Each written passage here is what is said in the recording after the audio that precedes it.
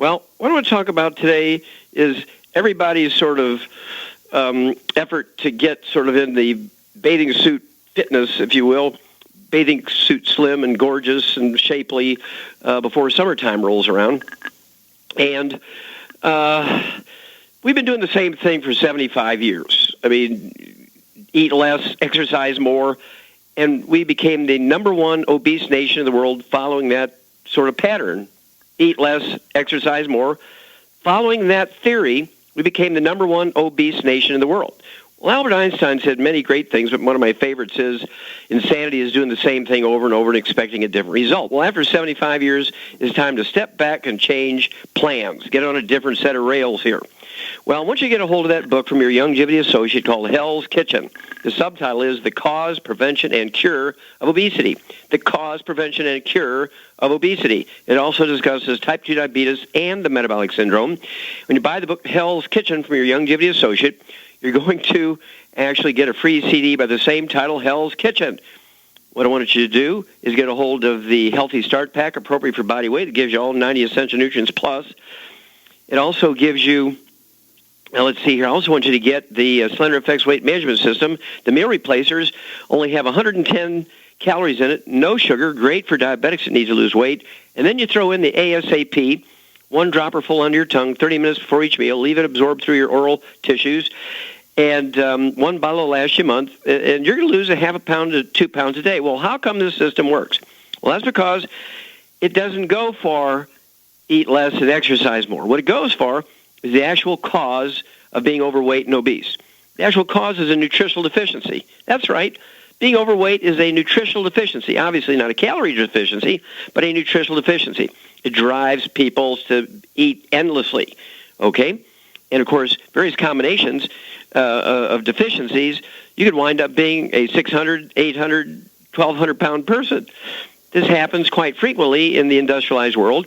And now that there's so many third-world countries now becoming urbanized, people are coming off the subsistence farms, they're moving into the cities, they're having their own industrial revolutions, everybody's got a job, but they also have modern technology. When you have modern technology, it's not lack of exercise, but it's the use of utilities such as electricity, propane, and natural gas instead of wood for fuel. Wood for fuel kept people slim. Well, how's that? Well, they would put the plant minerals, a.k.a. wood ashes, in their gardens. They'll get their mineral supplements that way. Well, once we switched at 3 o'clock in the afternoon, Monday, September 4th, 1882, to electricity, within 10 years, every industrialized nation switched from wood as the universal fuel to electricity, propane, and natural gas, and everybody became overweight and obese. Well, what I want you to do is go back to yesteryear. I don't want everybody to get a wood stove and throw wood ashes in their garden and spend all their time gardening. No. What I want you to do is take the Healthy Start Pack, one Healthy Start Pack appropriate for your body weight. That's going to give you all the nutrients that are missing that cause you to be hungry all the time. You take these nutrients and the hunger goes away. It's a nutritional deficiency symptom to be hungry. It's a nutritional deficiency symptom to be hungry. So, again, you get a hold of that book, Hell's Kitchen. If you really want to know the deep science, you want to go to the book called Rare Earths and Cures and read chapters 4, 5, and 6. Read chapters 4, 5, and 6 and selected portions of chapter 11. I'm not going to give away all the information here. You might have a little bit of fun looking at it. And Rare Earths and Cures, chapters 4, 5, and 6, and selected sections in chapter 11. And you'll find all that out in the book Hell's Kitchen, the CD Hell's Kitchen. This is so simple. We get people who lose 140 pounds in 100 days. We get people who lose 200-300 pounds in, 4 to 6 months. And they keep it off.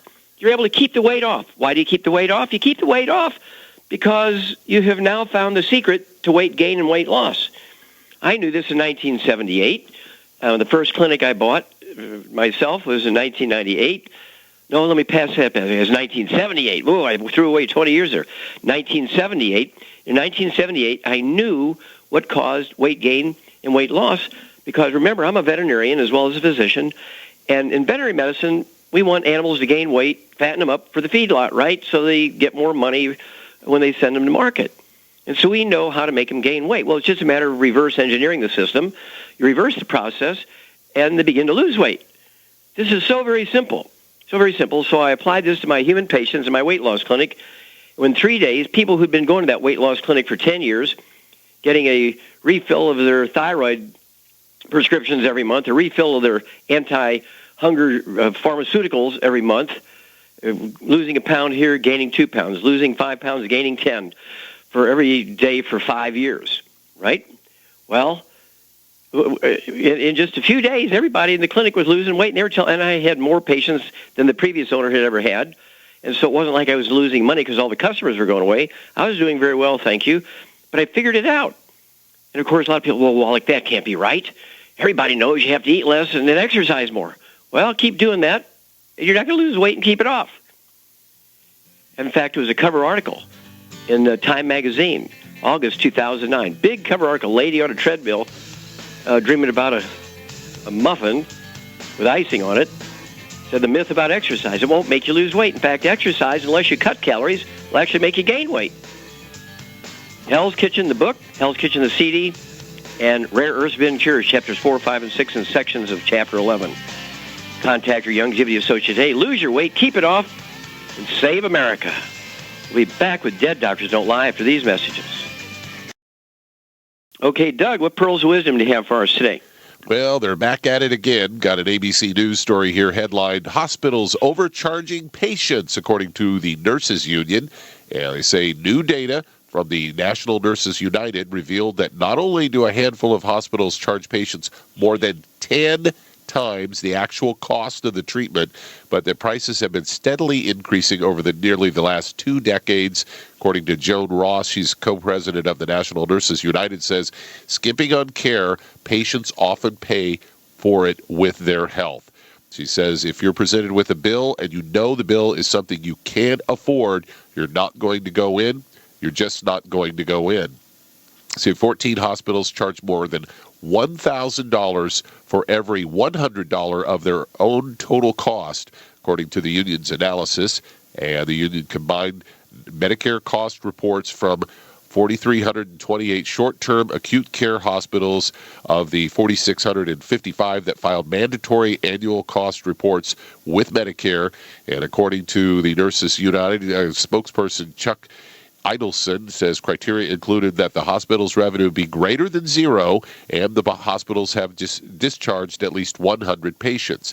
They analyzed these reports for the past 16 years and saw the biggest overall jump between 2011 and 2012 when hospitals charged more than 7% more than they had the previous year. According to Ross, a registered nurse in Minnesota for over 40 years, she says she's watched rising hospital prices and they've played a larger and larger role in patient care decisions. It goes on to say the first question, instead of triaging their physical and mental state, is not how ill you are, but what kind of insurance you have. She said that question was never asked before when she got started nursing. She said that didn't come up as a question, nor should it.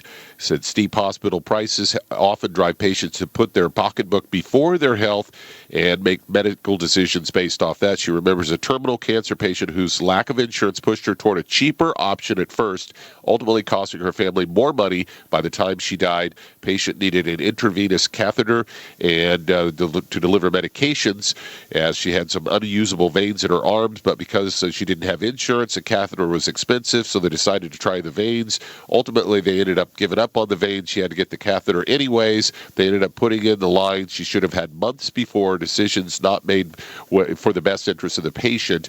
As says they're made on what costs the least, and what they can afford ends up costing everybody more. And of course, the American Hospital Association said the bills are higher than the cost of treatment because the hospital has to cover the cost of patients who can't pay. Well, it sounds like from the nurses union that it's not that they can't pay. They just don't give them the more expensive treatments if they can't pay.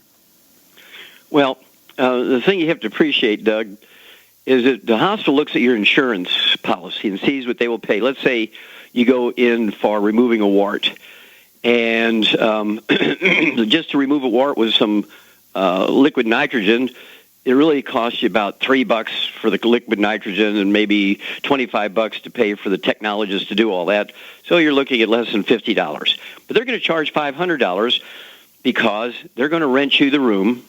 They're going to charge you 5 times the pay for the time that technician was there. They're also going to charge you for things that they didn't even use because they say, well, we have to charge for that because we have to have it available, and then we can't use it again. Well, it wasn't ever opened, but they had it available.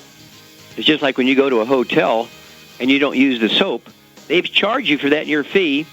They leave it in that room, and they sell that bar of soap or that little thing of shampoo 18 times. Hospitals learn to do the same thing, following the hotel's practices. Okay? And so the whole idea, contact your Youngevity associate, take care of yourself with the Mighty 90, avoid the doctor, then you won't have to worry about it. But you got to be obsessive about taking care of yourself, and we'll be back after these messages. Okay, Doug, let's go to callers. Let's head to Maryland. And Rose, you're on with Dr. Wallach. Well, Rose, you're on the air. Okay. Yes, I was calling about my nephew, and he was just diagnosed. I was calling about my nephew, and he was just diagnosed with pancreatic cancer that has metastasized. I don't know where, but what does he do? Okay, well, pancreatic cancer, when it metastasizes, will first usually, more commonly, go to the liver, maybe in the kidneys, maybe even some of the intestines surrounding it, maybe the stomach, kind of goes regionally to begin with, and then later on, if it persists, it'll go to the brain and the lungs and other places. Pancreatic cancer is a very dangerous, very life-threatening cancer. The usually prognosis or the prediction of what's going to happen is not good. Steve Jobs, billionaire, he died at age 56 of treatment for pancreatic cancer. This guy was very smart, very wealthy, knew people, and yet he died at 56 from the treatment of pancreatic cancer. The pancreatic cancer treatment killed Steve Jobs at age 56. So, unless it's caught extremely early and it has not metastasized, and then they cut off half your pancreas, on rare cases that can allow for a cure right then. Just like kidney cancer. If you get the kidney out before the cancer gets out of the kidney, you've effected a cure. But that usually doesn't happen. Usually people are found with pancreatic cancer after it's found to be spread someplace. So, what do you do? Well, whether he chooses to do the orthodox treatment or not, he needs to do two things. And this is, again, he can choose the orthodox treatment and this, or just do this alone. That's his choice. And so what I would suggest is stop anything that's going to drive cancer, make it go faster. Stop anything that help contribute to the creation of this pancreatic cancer. That means absolutely no fried foods, no exceptions, no fried foods. I don't care if it's stir-frying organic vegetables with extra virgin olive oil and coconut oil, no fried foods. Then absolutely no deli slices or sandwich meats or processed meats with nitrates and nitrites in them. Absolutely no oils. That means no margarines, mayonnaise, salad dressings, cooking oils, and certainly absolutely no gluten, no wheat, barley, rye, and oats. Hang on. We'll be back with you in a moment, Rose, and we'll give you a supplement program to support this guy's immune system. We'll be back after these messages.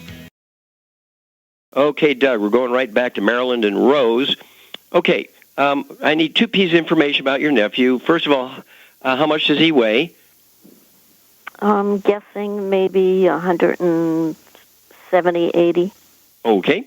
And then does he have any history of respiratory problems, asthma, skin problems, bowel problems, irritable bowel syndrome, anything like that?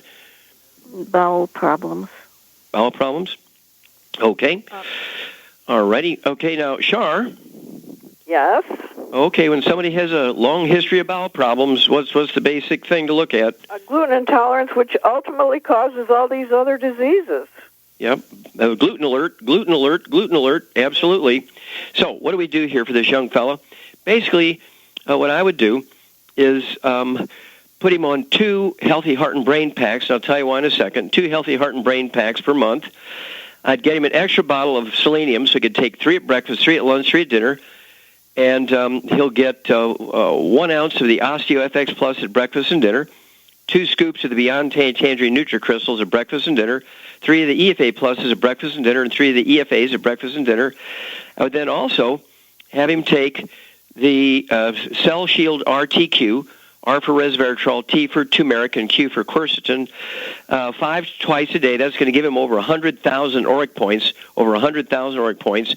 And then I would throw in the new product called Immortalium.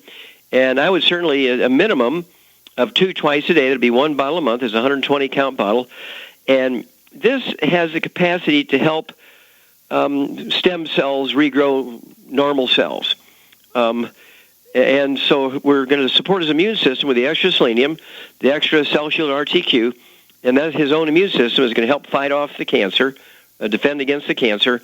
And then, of course, we want to stimulate construction of new cells, healthy cells, to kind of pick up the vacuum of space and everything, and so he can still have pancreatic function. And so this is where the Immortalium comes in. 2009 Nobel Prize research involved.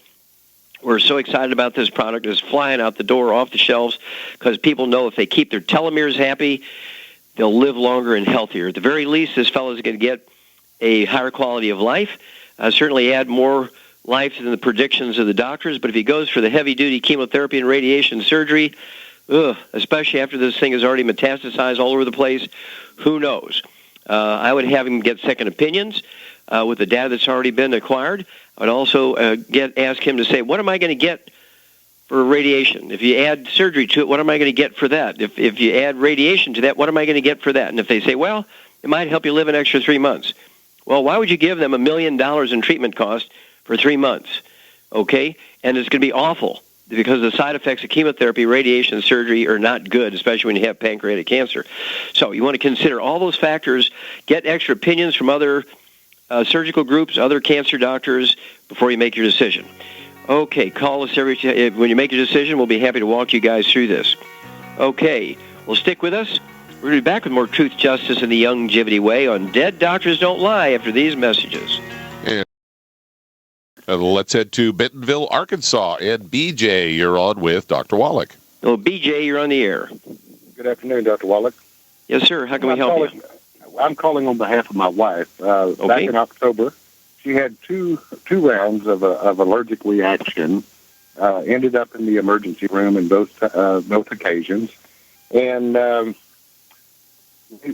we were referred to an allergist. Mm-hmm. And the diagnosis came back as alpha-gal, tied to a tick bite. Do you have any insight or anything that you can offer related to alpha-gal? Okay, is she carrying a EpiPen with her? She is, yes, sir. Okay, good. Well, that's obviously for the drop-dead emergency treatment to prevent life-threatening anaphylactic shock. You see this a lot with bee stings, tick bites, wasp things, and so forth. And so she pretty much has to live in a fairly protected environment, as well as I'd have her carry 5 of those EpiPens with her. You know, you've got to have some in the car, some in the house, some in her purse, some in your jacket, her kid's house. They got to be all over the place, right? And so she doesn't have to spend 4 minutes looking for one, because when that happens, you don't have 4 minutes. So you got to be immediate access. So that's number one. Number two, this is an overreaction of the immune system, histamine release. And so I would want to know what her eosinophil count, which is a special white blood cell, and also the basophil count. The basocell actually releases histamine, okay? And it's one of those things where I need to know that information, but it doesn't hurt for her to have all 90 essential nutrients. Now, she doesn't have any allergies to food, correct? She is sensitive to dairy. Okay. What about gluten? Our son, our 16-year-old boy, is gluten intolerant. Okay, well, if he's gluten intolerant, Mama's gluten intolerant because she passed it on to him. Okay, so she's got to get, if she's not already on a gluten-free diet, she's got to get on a gluten-free diet. How old is your wife? 42 years old. Okay. And does she have any history of skin problems, any eczema, dermatitis, psoriasis? No. Okay. Any bowel problems like, irritable bowel syndrome, diverticulitis, anything like that? Yes. Okay, yeah, she's definitely got a gluten intolerance. And, Shar? Yes? What would you have her and this 16-year-old boy listen to? Serial killers. Yeah, serial killers would be a great tool for them to listen to it. You need to listen to it. You need to be gluten-free yourself, BJ. If there's a dog or cat in the house, they have to be gluten-free. Fish has got to be gluten-free. Birds in the house got to be gluten-free because of cross-contamination on the couch, the bed, the food preparation surface, the washer and dryer. Your son and your wife have this problem, so everybody else, including yourself, has to be gluten-free because cross-contamination can be just as devastating as them eating a whole bowl full of whole wheat noodles, okay? So you got to watch that. And so I would work on that seriously to kind of lighten the load on the immune system, and that would be absolutely drop-dead gluten-free diet, as Shar says. And I would listen to that CD, Serial Killers, many times. Everybody who comes to visit the house, they've got to be really careful. They can't stop and eat a bunch of oatmeal cookies and pizza and stuff like that before they come over there because their clothes are covered in that wheat dust. Nobody can eat oatmeal around them. No rye or barley. Those kinds of things are out. And this is where the CD, Serial Killers, will help for everybody to know. And then I'd start them out with something real simple like our plant minerals. The plant minerals are just the plant minerals in a liquid, water, and so there's no other things in there. There's no vitamins added. There's nothing added, so it's just the plant minerals. And this goes, these plants go back to the beginning of time. And so I would just start out by putting 1 drop of the plant minerals on their skin. And then if they don't have a reaction, put 2 drops on their skin. If they don't have a reaction, the next day put 3 drops on their skin. If they don't have a reaction, the next day put 5 drops on their skin, and so on, until you get up to a teaspoon. And then I'd go for a week or 2 on a teaspoon a day orally, and if they don't get a reaction, you kind of grow with that. It's going to be a kind of a process, but I'd suspect you're not going to have much reaction to just the plain plant minerals, and that's where I'd start. Now, has your wife been taking any vitamins and minerals over the years? Yes, sir. We have been on she's been on a bioidentical hormone and vitamin regimen for probably 4 years. Okay, and when did this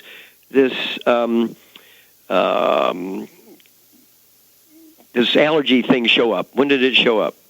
In October of this year, and it was subsequent to a tick bite. She had a tick on the back of her leg. Okay, so for the most of her life, she hasn't had the problem. So it's just been recently, for the last 3 or 4 months, then she's had the problem, correct? So this is an acquired thing over time. It's not a genetic thing, and I suspect it's secondary to this gluten intolerance, because once your body is so overwhelmed, it cannot function anymore. It's so overwhelmed with this gluten intolerance thing. It just, you add one more pebble to the balance, and it throws everything off. And that one last pebble, of course, was, who knows what it was? Maybe the tick bite. So you got to get rid of the heavy-duty attack on her body, which is the gluten. No wheat, barley, rye, and oats. Again, everybody in the household's got to be off of it. Listen to that CD, and this will get you on the right road. And then I want you to call me every 2 weeks. I want you to tell me the progress of these plant minerals. You need to get the plant minerals for her. Everybody else in the household should be on the plant minerals also. And then if I suspect there'll be no problems, but if there is, obviously, you need to call me immediately. But she should have the EpiPen in hand, even when she's putting 1 drop of the liquid plant minerals on her skin, to see if there's any reaction. Give me a call after things are going on here. Okay. Doug, we got time to start another one? We certainly do. Let's head to Minnesota. And Marvin, you're on with Dr. Wallach. Hello, Marvin, you're on the air. Hi, how are you today, Doctor? Fabulous, sir. How can we help you?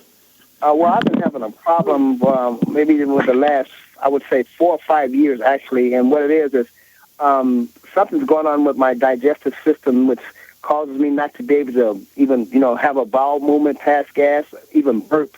And when that happens, some kind of fluid will build up in my body, which actually goes to my joints and causes my joints to swell, whether it's my elbow, my knee, or my knees, or my ankles. And they will swell so large that I would have to end up going to the hospital and having them to drain this off. I went to the doctor several times. They checked for gout, arthritis. I was clear of all of that. They've checked maybe 2 or 3 different times for the same thing. What did they tell you it might be causing this constipation stuff? Actually, they said they don't know. Okay, well, you don't want to go back to those doctors then, because they're ignorant, Absolutely they're not. dumber than a stump.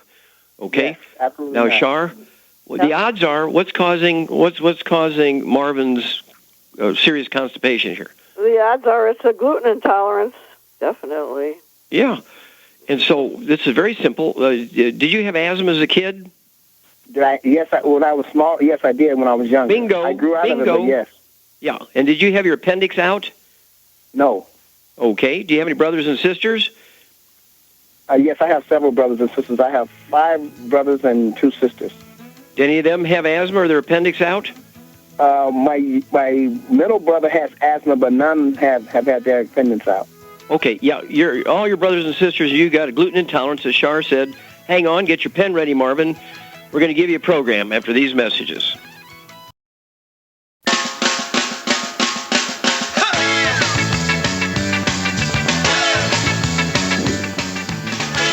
We're back with Dead Doctors Don't Lie on the ZBS Radio Network. Dr. Joel Wallach here for Longevity, the 90 for Life Crusade. And let's see here, Doug, let's go right back to Minnesota and Marvin. How much do you weigh, or excuse me, how much, let's see, how much does your son weigh? Okay, well, this is concerning myself, Marvin. Okay, how much do you weigh? 225. Okay, and how tall are you, sir? 5'10". 5'10", okay. All right. Let's see, Shar, we know you got to get Marvin on a gluten-free diet here, and he has this terrible constipation. So in addition to the gluten-free diet, what would you give him? I think the rainforest at night would help for the constipation. Absolutely. A tablespoon. I start out, Marvin, with a tablespoon of what we call herbal rainforest at bedtime with a glass of water. And after a week of taking a tablespoon every night, you don't get diarrhea. You don't want to go the other way. And you're comfortable. You're beginning to have comfortable bowel movements the next morning. You might even want to try moving up to a full ounce at bedtime with a glass of water. But I'd start out with a tablespoon, which is a half ounce. And then, let's see here, because you have joint swelling and stuff like that, I would go with 2 healthy bone and joint packs per month. That's going to give you all 90 essential nutrients in optimal amounts. And you're going to begin to absorb this stuff. Right now, you're having trouble absorbing, right? And this is one of those things where if you have daughters, sisters, anybody that has bowel problems, asthma, they got to get on a gluten-free diet too. But you need to be on 2 healthy bone and joint packs per month. That's 1 ounce of the OsteoFX Plus at breakfast and dinner, 2 scoops of the Beyond Tangerine NutriCrystals, and I go for the 2.0 version of the Healthy Bone and Joint Pack. It's called 2.0. That's absolutely drop-dead gluten-free. And so I would have 2 scoops of the Beyond Tangerine 2.0 at breakfast and dinner, 3 of the EFA Pluses at breakfast and dinner, and then 15 glucogel a day, 5 at breakfast, 5 at lunch, 5 at dinner. That's going to support and promote maintenance repair of the cartilage, ligaments, tendons, connective tissue, disc between the vertebrae, help you with your skin and everything else, because you're an adult man, and you have been gluten intolerant since you were an embryo. And so you have a lot of damage in your intestines. You might have 85% loss of the ability to absorb nutrients. Now, you can absorb calories, but you can't absorb nutrients very well, and that's why you have all these other side problems. So 2 healthy bone and joint packs per month. Start out with 1 quart of the herbal rainforest a month, so you can have that tablespoon at bedtime with a glass of water. That'll help you. And after a couple of months and your intestines repair, you're going to be able to absorb nutrients. You can be able to back off that, I believe, the herbal rainforest, because your intestines will be repaired within 4 to 6 months, and you'll be able to have normal bowel movements without the assistance of the herbal rainforest. But do give us a call. Every couple of weeks we'll walk you through this.